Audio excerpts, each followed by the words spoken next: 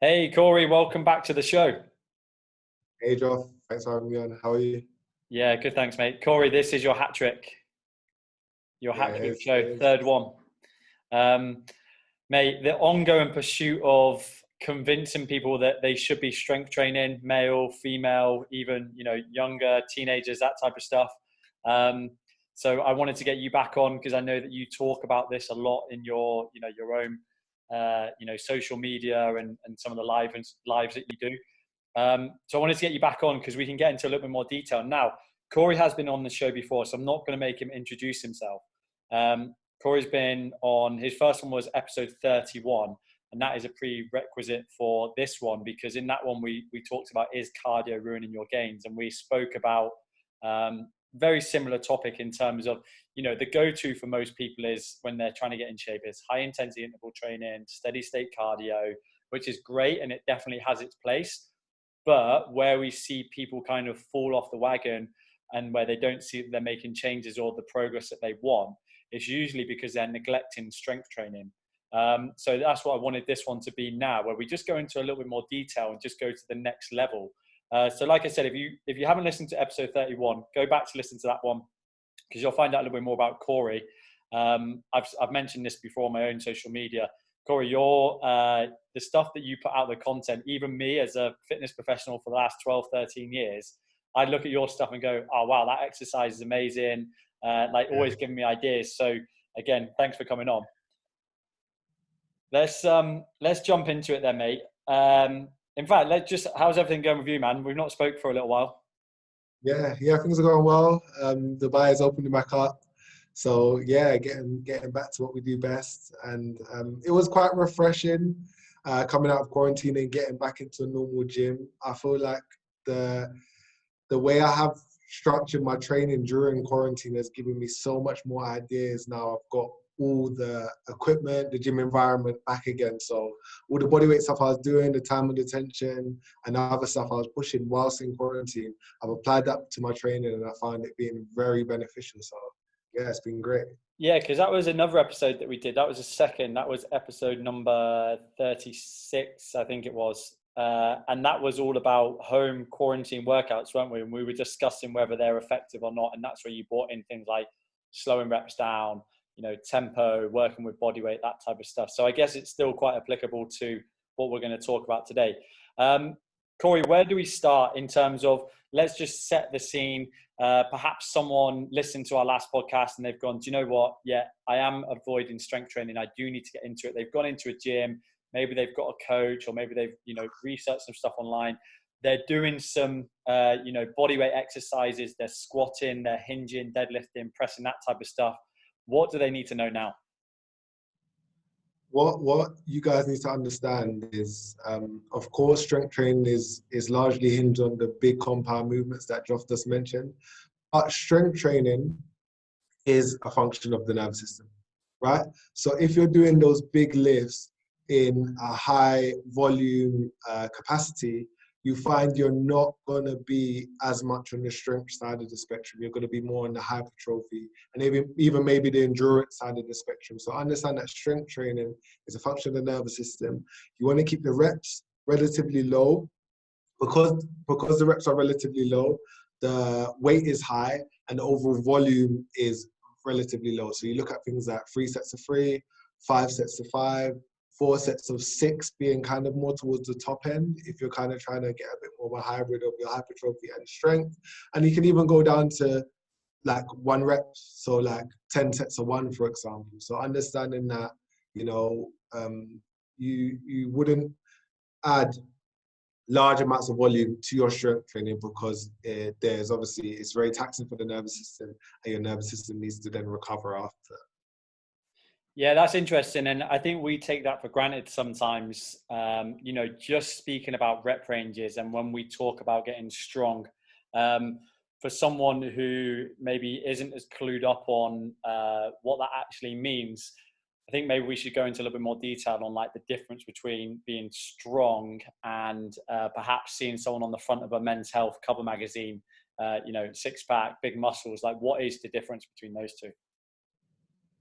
Well, I'm gonna use the two opposite ends of the spectrum in their entirety. So like you mentioned, the front of a Men's Health magazine, maybe more likely to be a bodybuilder or physique model, right?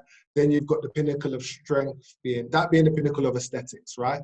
Pinnacle of strength training being like your strongman, your power lifters, a lot less aesthetic, higher percentage of body fat generally speaking, but again, very, very, very strong. When you look at strongman, it's not necessarily a desirable physique, but they are very, very strong. Of course, with regards to that overweight that those strongmen have, it allows you to push more, right? You're going to be able to lift more because you've got more body weight behind it, right? Whereas bodybuilding and physique style and aesthetic style of training is not hinged on how much you weigh, because it's not about how much you lift. It's about eliciting the response of your body, you know, to build muscle, reduce body fat, and be more aesthetic. Yeah, and I think you put that really well, and it's really important for people to understand that obviously you can potentially work towards both of those, and something like CrossFit or the functional training space, you might dip in between those two. You kind of mentioned it there, the strongman stuff and getting strong is potentially more triggered by someone who wants to build their performance as opposed to looking at their aesthetics, whereas someone who is going for more of that hypertrophy route is probably dialing their nutrition a little bit more, and they're looking for that. So I think it's, now that we've got that point across, it's easier for people to understand that, hey, if you want to get stronger, you're almost better focusing on one of those things.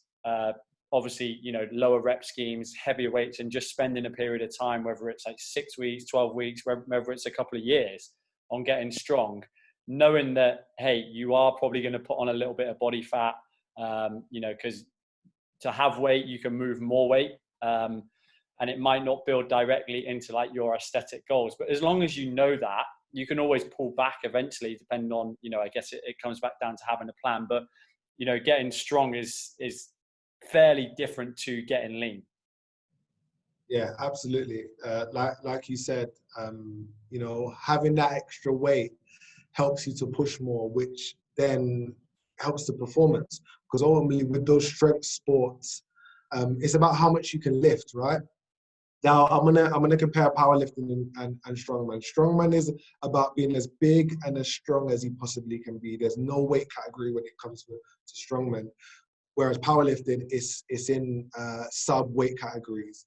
And again, the athletes can compete against the strongest people within those weight categories. So there's also some differentiation when we're talking about strength training. You have overall strength, which would be strongman, and then you have your relative strength, which would be something like powerlifting. Let's say I'm competing at minus 75 kilos weight category. Yeah.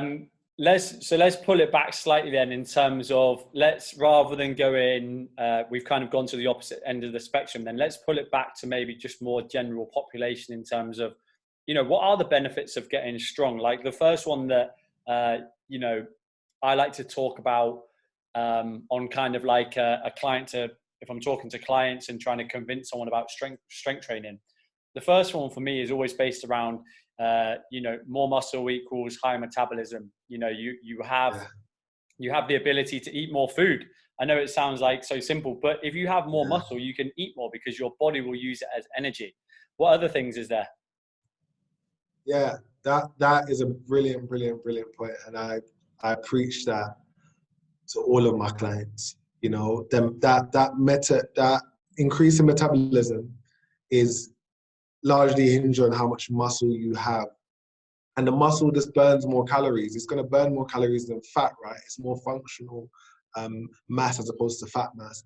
And again, it's going to take you a lot further. And with that whole metabolic effect, like, everyone knows that kid who's been lean from like school days and PE, and it takes a lot for them to put on body fat. And they've just been like that. You find that, going into your 20s and whatnot, they will be eating like junk food all the time. And I'm not advocating this lifestyle, just to put it out there, but they just stay lean because, again, their body's got so much lean mass on it. It's just a furnace for fat burning. So obviously you've got that side of things. And of course, lean mass is naturally just going to be more functional, right? You know, it's going to help you and assist you with structural integrity. It's going to assist you in, you know, obviously lifting more weights if performance maybe is your goal. And there's so many other things. And yeah, just that ties into, obviously, you know, a lot of the people I work with is you know, trying to lose body fat, trying to lose some weight, which is great. And, you know, I feel like there's always a lot of hearsay between groups that don't necessarily know the process of what fat loss is, and they're just speculating and things that they've heard, things they've read online, that type of stuff. And listen, metabolism is a big part of it, and someone can have a slow metabolism, which will affect, you know, weight in terms of weight gain, weight loss, that type of stuff. But it's generally not the first factor. Like, lifestyle factors will become before we start looking at things about their metabolism. But exactly like we said, that fat loss if someone's looking to lose weight and you know, maintain that, which is everybody, right? Everybody who is going on a weight loss journey doesn't want to put the weight back on unless they're in some sort of performance-based sport. That slow process of losing weight, losing body fat at the same time as building muscle, which is why the weight loss is slightly delayed, versus someone who just goes very, very low calorie diet, like I don't know, a shake diet or something like that. They can lose a hell of a lot of weight. But what they need to remind themselves is that if you're losing a lot of weight over 2 or 3 weeks, you're losing muscle, and that's going to turn around and bite you in the butt when you don't want it to. Like, you will get these instant results, these instant weight loss results, but eventually it's going to catch up on you. So it's almost trying to put people off that quick weight loss mindset and just going, hey, are you committed to this over the next however long it is? If you are, this is the time frame that we've got. This is what we're going to do. We're going to gradually decrease your calories because we want to make sure that you got the energy to do your strength training, to build your muscle, because that's going to build into an all-round healthier you, right? Yeah, I get DMs about all the time. I get people DMing me like, oh, why are you not doing X with so-and-so, or stuff of that nature, right? In the sense that, okay, they should maybe be doing a bit more cardio, get a lot of interest in, oh, why I don't see you doing much cardio. Like, literally exactly what you said, right? When your metabolism becomes more efficient, that means, okay, let's say I travel or I have a period away from training, I'm not just gonna pack the pounds back on. Do you understand? Whereas when you're kind of, like you said, a shake diet or just a massive caloric deficit, you're burning everything. And then what happens as that muscle mass depletes, your metabolic speed depletes. And then what you find is, unless you keep up that workout routine, that workout intensity, that caloric deficit, you're going to put on the weight rapidly. That's when you get instances where people don't train for 6 weeks and then put on all that weight plus an extra 2 kilos because they haven't gone about it the integral way. You've got to take the long route.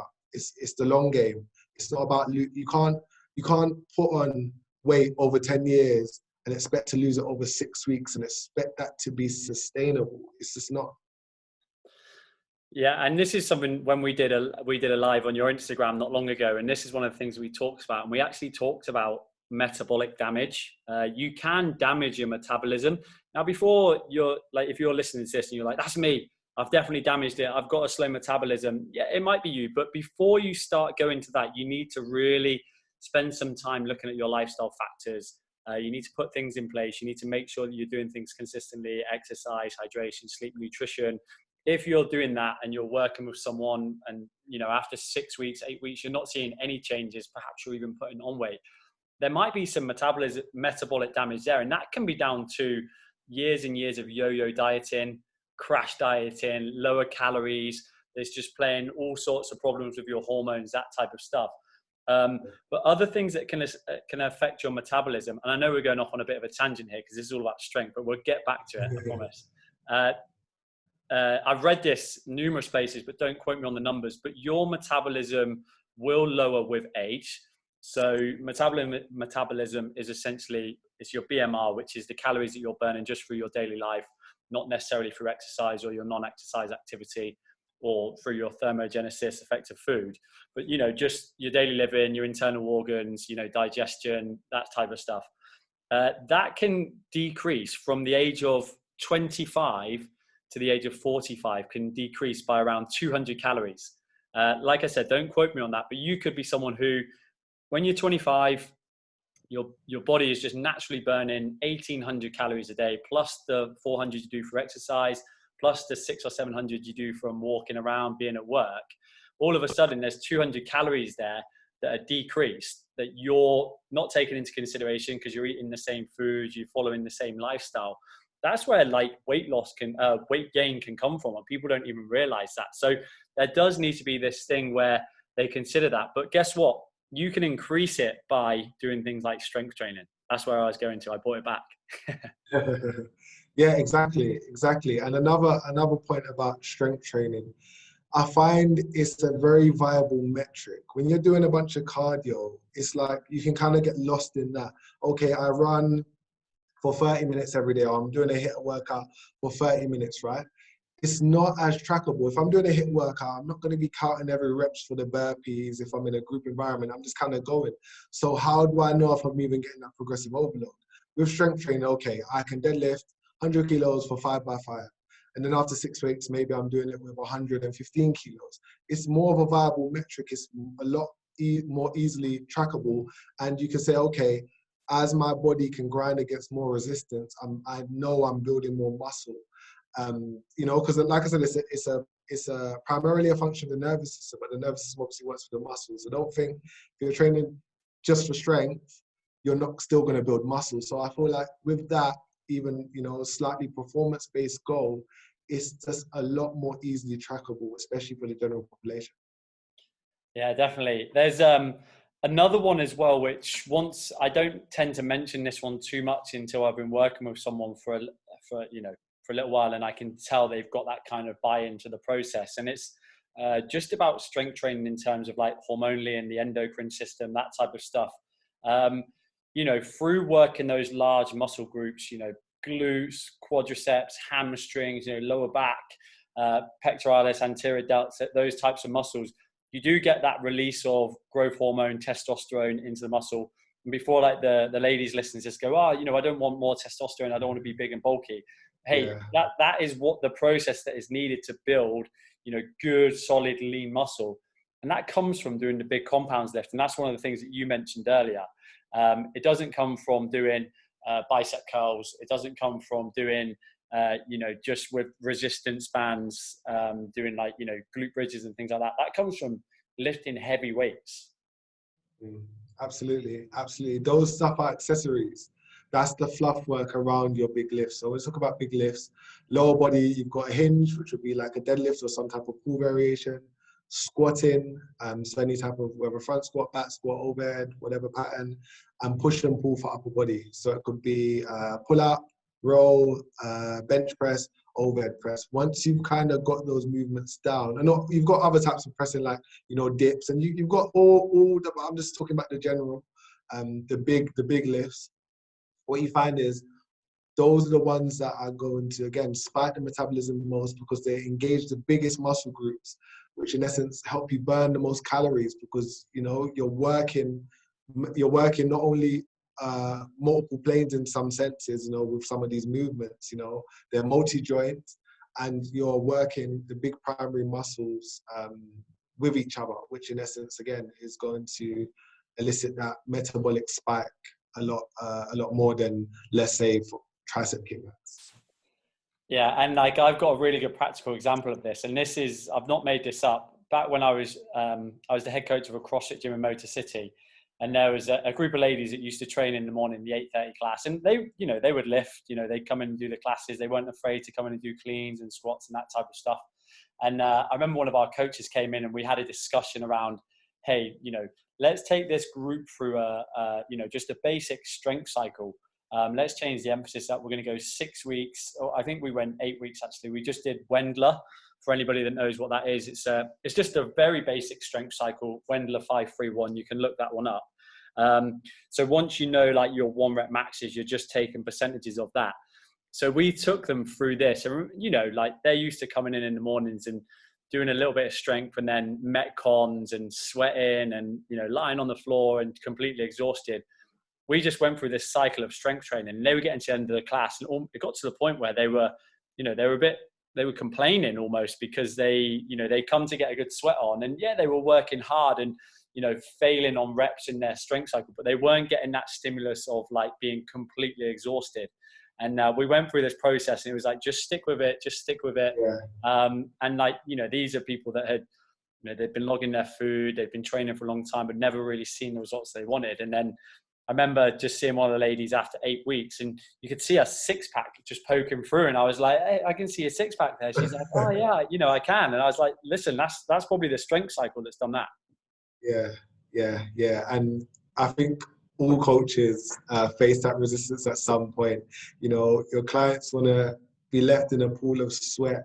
And, obviously it's dependent on the goal, but sometimes, their own misunderstanding of training, they associate with complete fatigue and I need to be crawling out of here in a pool of sweat. And it just doesn't necessarily have to be like that. When there's method involved in the training, like you said, with the Wendler, or, even something like Strong Lifts, 5x5 program, anything like that, there's so many different strength cycle programs that, in essence, got you training a little bit smarter as opposed to harder, because with the whole sweat sessions, intensity has to be increased every time. That's your overload. Like, how much more can you get done in that specific amount of time? You're going to get to a point of diminishing returns. You just can't do any more. Like, your body physically can't move fast enough, right?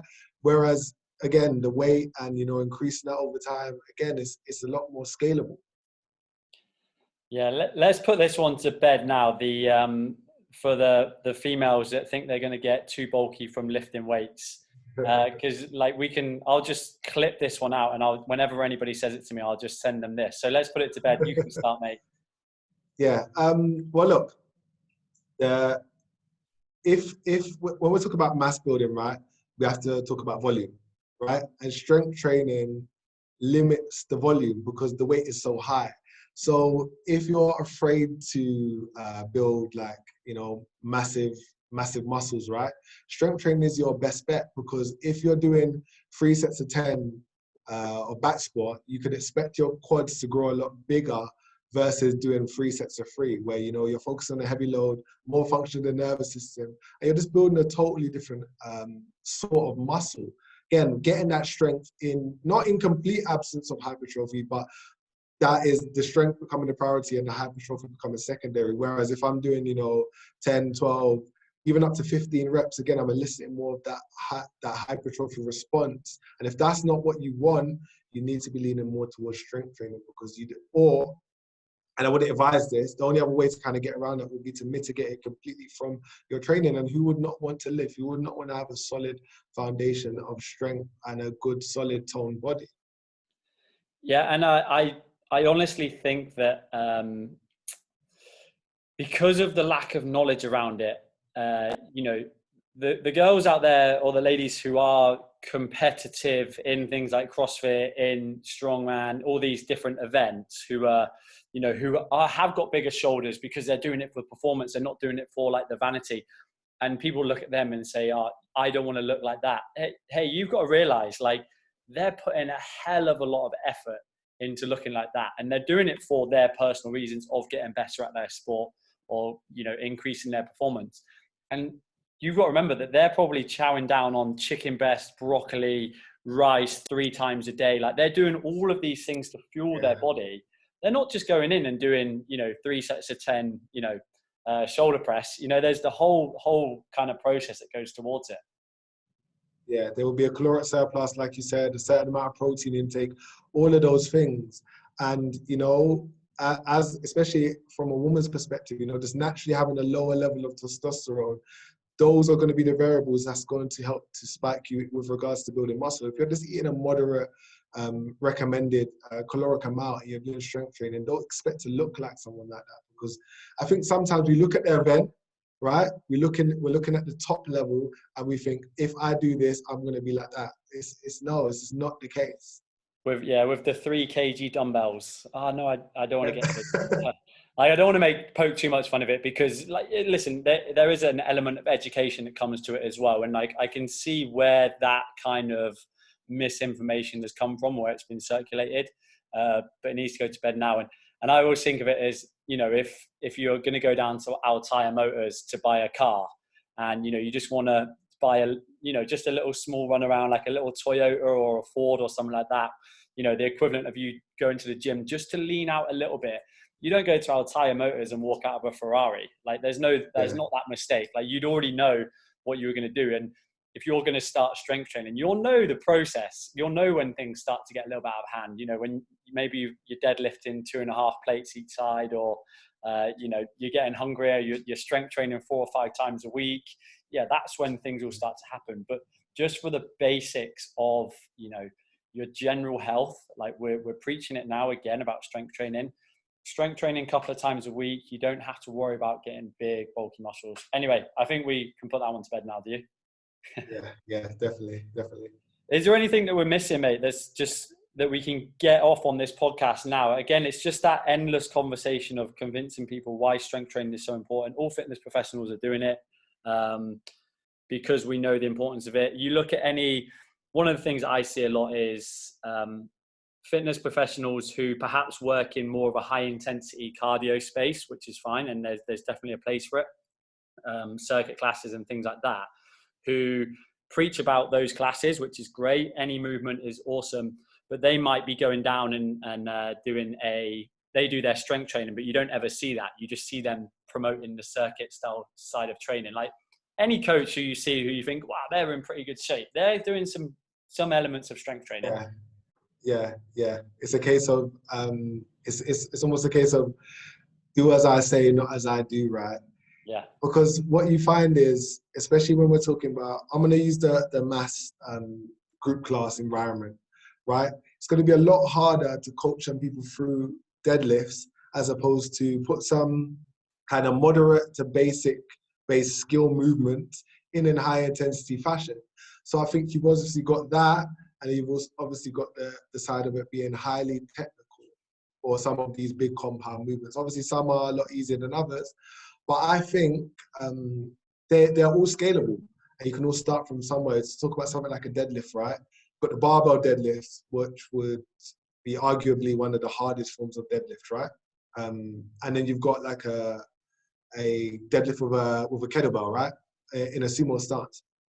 A lot more scalable, a lot easier. And, you know, look, the bar by itself, the smallest bar is going to weigh 15 kilos, right? If it's a full-size Olympic bar. The bigger one's going to be 20. So let's say you're deadlifting around about 12 kilos. It's a good starting place. You can kind of hone that form down there, and then you can start to get on a fully loaded barbell and start to slowly scale that up. So understand that even with these movements, you can scale them back a lot and start from somewhere. Yeah, I think that's good advice. And I think as long as there's some authenticity around, you know, like I said, I've got no problem with people pushing their particular classes, and any movement is better than nothing, right? Like someone's going and doing a HIIT class 3 times a week versus doing nothing, like 100% agree with that. But if someone's reached a point where they're doing HIIT classes 5 times a week and then they're just training for the sake of training and not seeing any progress, hey, this is where you need to go and look at alternative methods and basically listen to this podcast. It's that diminishing returns. It's that diminishing returns, right? You've capped out. You've hit a plateau with regards to that. Now it's not just about moving as much as I can. It's about adding method to that movement and getting the most bang for your buck, right? That might take you through, I don't know, the first 6, 9, 12 months in your fitness journey as a newbie, but post that time, you need to alter and change things. Yeah. All right, Kori, I want to, just before we wrap it up, I'm going to put you on the spot. And like I said about your content and stuff before, like I love your training style, stuff that I see you doing with your clients.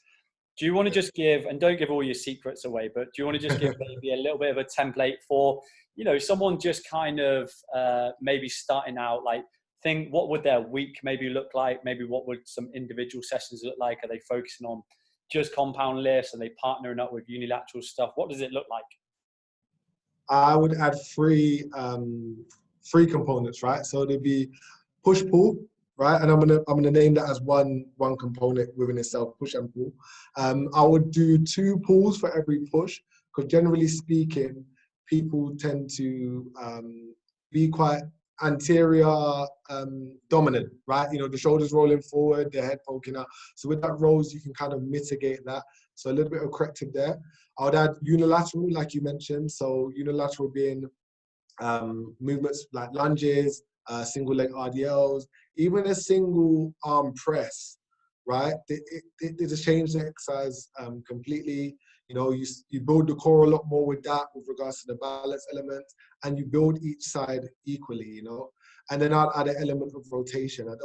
And I've said this to you before, I don't think we talk enough about rotational strength, because when you're training in the sagittal plane, right, all the time, right, lunges, squats, stuff of that nature, you know, what's that? We're missing this. We're missing all of this, and this is a massive part of natural human movement that we don't use in our day to day. You know, we get up, we walk straight, we get in the car, we drive. Like it's all very sagittal. So I feel like, you know, some transverse movements. Again, you're not going to go super heavy on those necessarily. There are movements where you can go heavier than others, but I would put that in and amongst that. So with regards to a week, I would add 2 push days. Okay, let's get a 5-day split, right? So I'll go push, pull, lower body. You could go, no, I'll go pull, push, lower body. Then I'll go pull, upper body. Then I'll go push, upper body. Then I would maybe do a full body day where you're kind of focusing on not any particular planes, but just your big movements. Again, this will be periodized, and you wouldn't go heavy every single day, and you would vary the intensities. And then the last day, and this is something I personally do. I do a work around my weakness day, and contrary to the name of the day, it's not necessarily focusing on my weaknesses. It's more focusing on the planes that I don't really use, right? You know, maybe putting the weights down, focusing on body weight, building good motor patterns, and focusing on movement and control through movement. So I'll use a lot of time with the tension work, a lot of static holds, plank positions, a lot of gymnastic stuff. It doesn't have to be as technical as that. You can maybe just focus on basic rotation just to keep me topped up, right? Of course, rotation is not going to take up the core of my training. It could do, but it doesn't, because I focus more on my big compound lifts, but I also have that day. And that should more or less cover your bases. Of course, adding the unilateral, so let's say on a lower body push-pull day, you could do like some lunges, right? With your squats, for example. So you've got the big heavy movement where you're going to get your most weight on it, the squats, you know, using both legs, and you've got your single leg, more of an auxiliary. You don't have to go as heavy. You can still go heavy, but you don't necessarily have to. So you're kind of covering all bases with regards to that. Yeah, and you know, gone are the days where this information, obviously with the internet nowadays, and especially after, you know, the recent, over quarantine and then lockdown, like fitness professionals went above and beyond to provide information. And it looks like it's kind of, just from what I've seen, it looks like it's kind of carried on after that as well. Like people still offering a lot of really good information. And there's, you know, there was, once gyms opened up back in Dubai, there was a lot of talk around, I know you did some posts about it, about not rushing back into your training and trying to carry on from where you left off, you know, building yourself up slowly. There's so much information out there. There's so many, you know, great coaches willing to work with. And I'm not saying you always have to go and, you know, pay for a personal training session or a coach. There's great gyms out there. People don't mind teaching the basics of strength training because we know how important it is. And it's life-changing. It really is. Like once you start to learn that process, if you're someone who's just been on a constant battle of yo-yo exercising and just putting on weight and then losing a bit of weight because you've gone on a restrictive diet and you've done loads of cardio, like you need to change that mindset, and you just need to find something new and really focus on that. Yeah, absolutely. I strongly advocate for the message you just said right there, and that's just what it is. You know, the information is out there. Like we live in a space now, especially post quarantine, like you said, so much information is out there, and I always say to people, I'm only giving you the tools to make your own informed decisions. Do as you please. You know, with regards to, you know, my service and your service, it's more a case of you're paying us for implementation, you know, and making sure you're doing it, accountability. But because I'm giving away the information for free online, it's all there. But, you know, maybe some of it might go over your head and you can't kind of tie the points together, and that's fine. But again, just, you know, with a little bit of time And look, you have to really hone and take ownership of your journey, guys. You know, if you're just kind of just doing stuff, you're at the mercy of whoever is instructing and where they are at. You got to understand that coaches will be at different spaces within their own fitness journey, and that may be what they're advocating at the time, and that's what they're giving you, but that might not be applicable for you.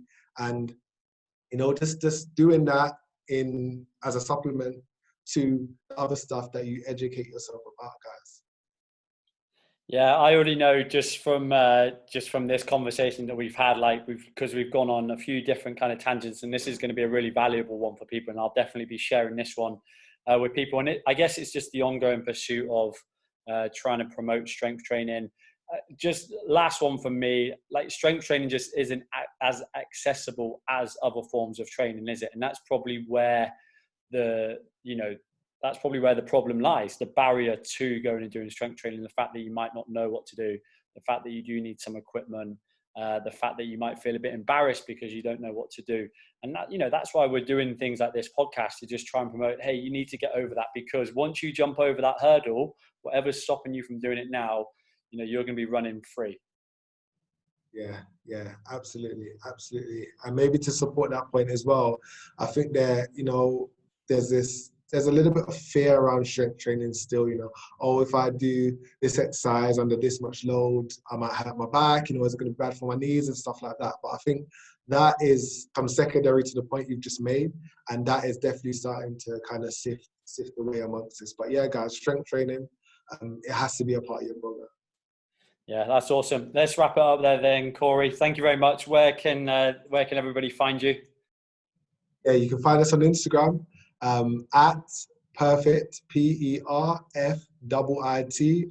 _training. You can find me personally at perfect_PT. You can also find us on Facebook at perfect_training. That's awesome, mate. We'll definitely get you on for another show, the ongoing pursuit of strength training. But thanks again for coming on, mate. Amazing. Thanks for having me.